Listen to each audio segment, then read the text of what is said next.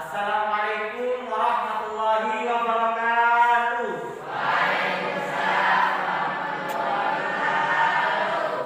Oke, sebelum kita mulai pembelajaran, terlebih dahulu kita berdoa agar proses belajar mengajar ini berjalan dengan baik, lancar, apa yang kita pelajari manfaat, berkah, dan dapat kita amalkan dalam kehidupan sehari-hari. Nah, kepada ketua kelas dimohon memimpin untuk berdoa. Berdoa dimulai. Selesai. Semangat ya. Semangat. Oke, Bapak absensi terlebih dahulu ya, siapa saja yang masuk. Nah, Abdi Firdaus, Vicky Fitra, Moh Imam, Komarudin, Amirul Mukminin, Nur Laila. Kita saat ini akan mempelajari materi sifat nafsiyah, salbiyah, ma'ani, dan maknawiyah bagi Allah Subhanahu wa Ta'ala.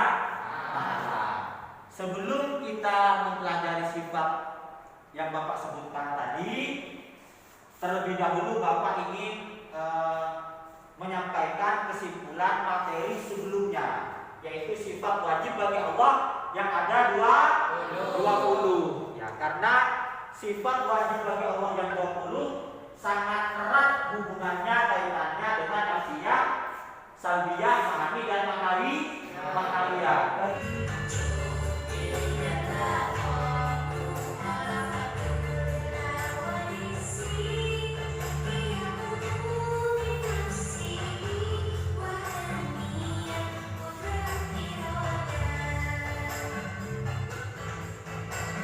Ya, kita bersama-sama ya.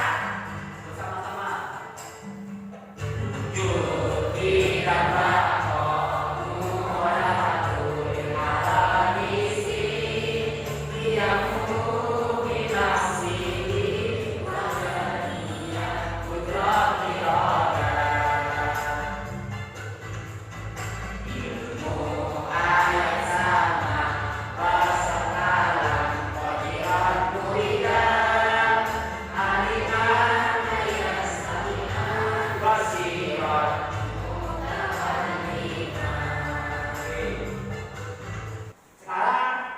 Kita mempelajari sifat nafsiyah, salbiyah, ma'ani, dan maknawiyah.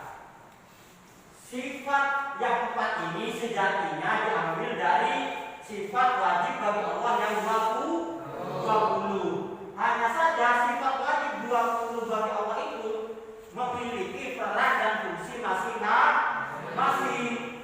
Ya, jadi kalau sifat wujud perannya sebagai sifat nafsiyah. Nanti idam, baqa, dan seterusnya memiliki peran sebagai sifat salbiyah. Jadi untuk menghafal sifat 20 menjadi sifat nafsiyah, salbiyah, ma'ani, dan maknawiyah, Bapak memiliki kode. Kodenya apa, Pak? 1577. Berapa? 1577. 1 untuk nafsiyah, 5 untuk salbiyah, 7 untuk ma'ani, dan 7 untuk maknawiyah. Nafsiyah 1 wujud, salbiyah 5 idam, baqa, mukhalafatul hawadits, yang binafsihi, dan wahdaniyah, dan begitu seterusnya. Oke, Pak, apa yang dinamakan sifat nafsiyah? Iya. Sifat nafsiyah yaitu sifat yang berhubungan dengan zat Allah Subhanahu wa Ta'ala semata. Sifat nafsiyah ada satu, yaitu sifat wujud. Lah, sifat nafsiyah ini menunjukkan bahwa Allah itu ada wujud. Jadi fungsi dari sifat nafsiyah ini menunjukkan bahwa zat Allah itu betul-betul ada. Yang kedua, sifat Sifat salbiyah yaitu sifat yang menolak segala sifat-sifat yang tidak layak dan tidak patut bagi Allah. Sebab Ia maha sempurna dan tidak memiliki kekurangan. Atau bisa diartikan sifat salbiyah ini hanya dimiliki Allah dan tidak dimiliki makhluk yang lainnya. Kata kunci dari sifat salbiyah ini ada di sifat yang tidak patut bagi Allah. Dan para ulama mengatakan syarat menjadi Tuhan adalah harus memiliki sifat salbiyah.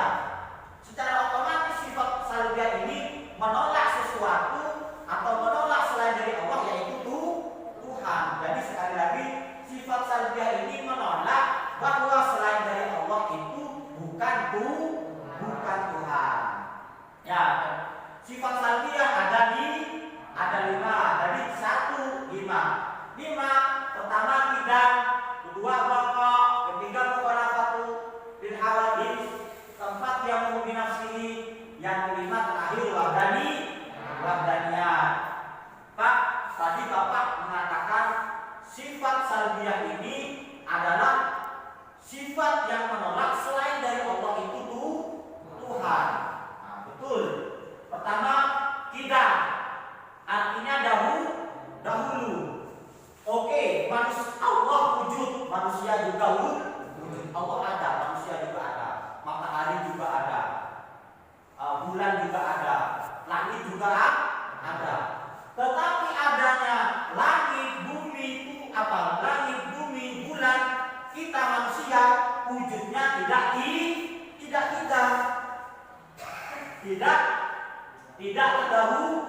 tidak terdahulu, ada awalnya.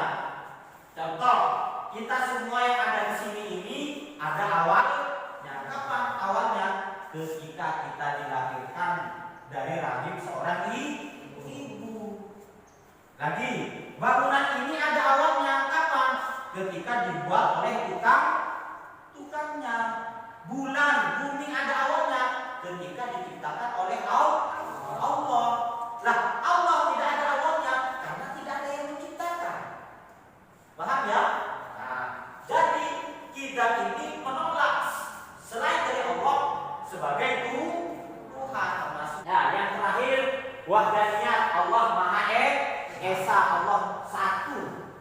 Dan oke, sifat selanjutnya adalah sifat ma'ani. Ada berapa? Ada 7. 1, 5, 7. Ya, 7. Sifat ma'ani. Apa sifat ma'ani? Sifat yang ada pada zat Allah yang sesuai dengan kesempurnaannya. Jadi sifat ma'ani ini perlu digarisbawahi, sifat yang menunjukkan Allah ini maha sempurna. Kesempurnaan bagi Allah ini tidak dimiliki oleh makhluk-makhluk yang lainnya. Ya, selain dari Allah, ada berapa Pak sifat ma'ani? Ada 7. Oke, yang terakhir sifat maknawiyah. Sifat maknawiyah apa Pak? Sifat yang selalu tetap pada zat Allah. Ini kata kuncinya. Sifat yang selalu tetap pada zat Allah. Dan Allah itu memiliki sifat ma'ani, kesempurnaan. Kesempurnaan itu ditetapkan dengan adanya sifat maknawiyah. Jadi kudrat ma'aninya, qadirat maknawiyah. Nah, basar ma'aninya, basiran. Kalam ma'aninya, mutakaliman. Ma'nawiyahnya, paham ya? Nah, jadi sifat ma'ani ini sifat kesempurnaan, sifat maknawiyah menetapkan bahwa kesempurnaan itu selalu ada pada zat Allah. Oke. Paham yang Bapak jelaskan? Paham ya? Yang Bapak jelaskan. Ada yang ingin bertanya? Oke. Allah Subhanahu wa taala memiliki sifat ma'ani. Lalu kenapa Allah wajib memiliki sifat memiliki makna wujud yang secara tersurat maknanya sama? Oke. Kenapa Allah kalau sudah memiliki sifat ma'ani, kenapa harus juga memiliki sifat ma'nawiyah yang secara tersurat maknanya sama? Mungkin di antara kalian ada yang mau menjawab? Oke, silakan, bagus. Karena sifat ma'nawiyah berfungsi untuk menyempurnakan makna ma'ani. Oke, bagus jawabannya. Yang lain ada yang bisa menjawab? Oke. Dibuka hasilnya. Ya, oke. Ma'ani adalah sifat yang ada pada zat Allah Subhanahu wa taala sesuai dengan kesempurnaan Allah. Sedangkan ma'nawiyah sifat yang selalu tepat pada zat Allah Subhanahu wa taala. Dengan adanya sifat ma'nawiyah, maka sifat ma'ani selamanya ada dan menetap pada zat Allah Subhanahu wa taala. Oh, bagus ya.